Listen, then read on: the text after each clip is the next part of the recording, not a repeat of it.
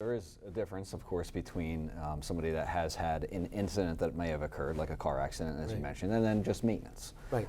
In terms of, and I'm also thinking in terms of not just the everyday patient like myself or anyone else for that matter, but also what about the benefits for our student athletes? You know, here we are, we're in Egg Harbor Township School District, and I'm saying to myself, you know, our athletes and even other performers, whether students that are in fine and performing arts. I'm thinking of the pressures that a marching band would face while on the field.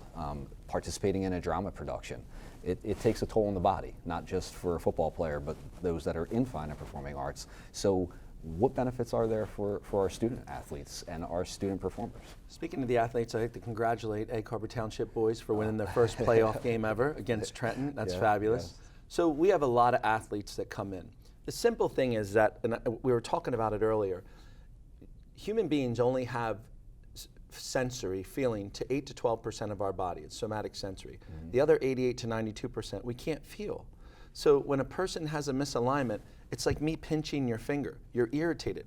But if I'm pinching your finger and you can't feel it, you're irritated, but you can't put a finger on it. So that could cause irritableness or anxiety. Okay. So what happens is when an athlete comes in, they're going to perform better when they're not irritated at all. Now, a lot of times they'll come in and it's maybe from playing basketball. They're threw out their low back or something to that effect. Mm-hmm. Well, when they come in, they lie down. I check their spine, and in checking their spine, the dorsal fins or the points on the back of the bone can go like this.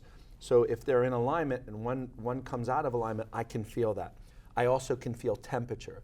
I also can feel muscle spasm. I also, when I'm probing on them, checking their spine for misalignments, I also can see their reaction. Okay. So when we adjust a student specifically for sports, not only are we putting that student back into a harmonic state for sports, but also they're going to retain more information in English class. When they go home, they're going to be more apt to focus on their homework rather than to go out for recreation. So not only will they perform better on the court, but they'll perform better in school and they'll perform better in home.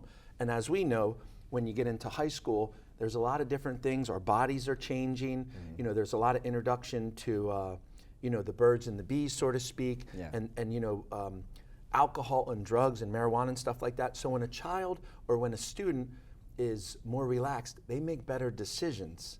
And so we're really passionate about kids. Okay. I was a product growing up in Vineland, and they wanted to diagnose me with attention deficit hyperactive disorder. And it actually stemmed from a softball accident. I got hit in the face, and it wasn't until I was 17 years old where I received my first chiropractic adjustment, and then my life just started flourishing with I call it an endless vacation when you don't have stresses in your body. Well, thank you very much for this wealth of information and also sharing that personal story now at the end as well to really just share in regards to where your passion came from. But you are definitely passionate and knowledgeable about this topic.